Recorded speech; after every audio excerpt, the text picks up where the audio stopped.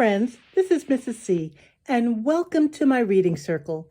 Today, we're going to read a story entitled Chrysanthemum, written by Kevin Henkes. Are you ready? Let's read.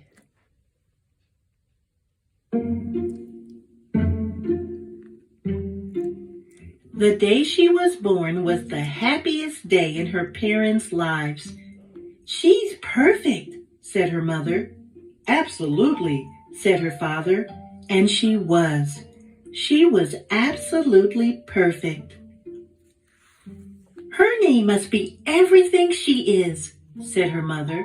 "Her name must be absolutely perfect," said her father, and it was. Chrysanthemum. Her parents named her Chrysanthemum. Chrysanthemum grew and grew and grew, and when she was old enough to appreciate it, Chrysanthemum loved her name. She loved the way it sounded when her mother woke her up.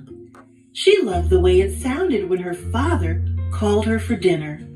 And she loved the way it sounded when she whispered it to herself in the bathroom mirror. Chrysanthemum, chrysanthemum, chrysanthemum.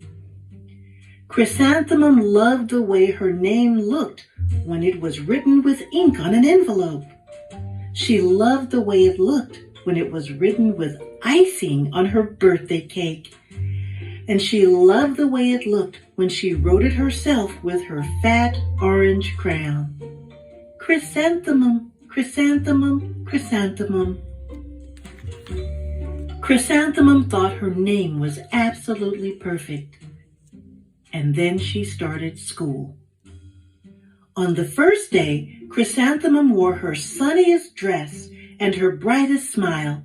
She ran all the way. "Hooray!" said Chrysanthemum. "School!" But when Miss Chudd took roll call, everyone giggled upon hearing Chrysanthemum's name. Dawn, Eve, Lois, Al, Les, Kay, Max, Sue, Bill, Pat, Tom, Sam, Ken, Joe, Rita, Victoria, Chrysanthemum. "It's so long," said Joe.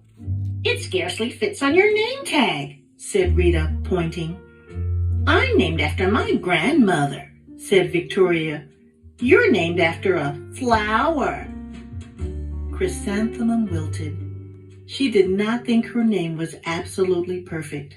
She thought it was absolutely dreadful. The rest of the day was not much better.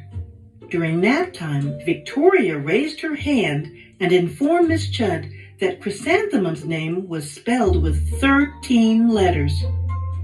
"That's exactly half as many letters as there are in the entire alphabet," Victoria explained. "Thank you for sharing that with us, Victoria," said Miss Chudd. "Now put your head down." "If I had a name like yours, I'd change it," Victoria said as the students lined up to go home. "I wish I could," thought Chrysanthemum miserably. "Welcome home," said her mother. "Welcome home," said her father. "School is no place for me," said Chrysanthemum. "My name is too long. It scarcely fits on my name tag, and I'm named after a flower." "Oh, pish," said her mother. "Your name is beautiful, and precious, and priceless, and fascinating, and winsome," said her father. "It's everything you are," said her mother. "Absolutely perfect," said her father. Chrysanthemum felt much better after her favorite dinner, macaroni and cheese with ketchup, and an evening filled with hugs and kisses and parcheesi. That night, Chrysanthemum dreamed that her name was Jane. It was an extremely pleasant dream. The next morning, Chrysanthemum wore her most comfortable jumper. She walked to school as slowly as she could. She dragged her feet in the dirt. "Chrysanthemum, chrysanthemum, chrysanthemum," she wrote. "She even looks like a flower," said Victoria as Chrysanthemum entered the playground. "Let's pick her," said Rita, pointing. "Let's smell her," said Joe. Chrysanthemum wilted. She did not think her name was absolutely perfect. She thought it was absolutely dreadful. The rest of the day was not much better. During nap time, Victoria raised her hand and said, "A chrysanthemum is a flower. It lives in a garden with worms and other dirty things." "Thank you for sharing that with us, Victoria," said Miss Chudd. "Now put your head down." "I just cannot believe your name," Victoria said as the students lined up to go home. "Neither can I," thought Chrysanthemum miserably. "Welcome home," said her mother. "Welcome home," said her father.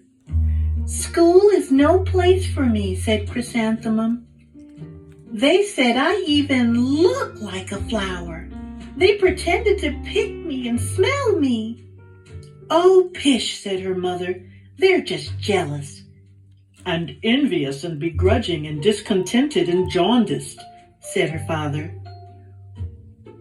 "Who wouldn't be jealous of a name like yours?" said her mother. "After all, it's absolutely perfect," said her father. Chrysanthemum felt a trifle better after her favorite dessert, chocolate cake with buttercream frosting, and another evening filled with hugs and kisses and parcheesi. That night, Chrysanthemum dreamed that she really was a chrysanthemum. She sprouted leaves and petals. Victoria picked her and plucked the leaves and petals one by one until there was nothing left but a scrawny stem. It was the worst nightmare of Chrysanthemum's life. Chrysanthemum wore her outfit with 7 pockets the next morning. She loaded the pockets with her most prized possessions and her good luck charms. Chrysanthemum took the longest route possible to school. She stopped and stared at each and every flower. "Chrysanthemum, chrysanthemum, chrysanthemum," the flowers seemed to say. That morning, the students were introduced to Mrs. Twinkle, the music teacher. Her voice was like something out of a dream, as was everything else about her. The students were speechless. They thought Mrs. Twinkle was an indescribable wonder. They went out of their way to make a nice impression. Miss Twinkle led the students in scales. Then she assigned roles for the class musical. Victoria was chosen as the dainty fairy queen. Rita was chosen as the spiffy butterfly princess. Joe was chosen as the all-important pixie messenger. And Chrysanthemum was chosen as a daisy.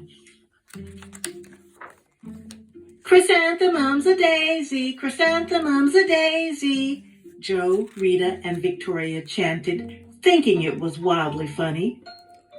Chrysanthemum wilted. She did not think her name was absolutely perfect. She thought it was absolutely dreadful. "What's so humorous?" asked Mrs. Twinkle. "Chrysanthemum," was the answer. "Her name is so long," said Joe. "It scarcely fits on her name tag," said Rita, pointing. "I'm named after my grandmother," said Victoria. "She's named after a flower." "My name is long," said Mrs. Twinkle. "It is?" said Joe. "My name would scarcely fit on a name tag," said Mrs. Twinkle. "It would?" said Rita, pointing. "And," said Mrs. Twinkle, I'm named after a flower, too. You are? Said Victoria. Yes, said Miss Twinkle.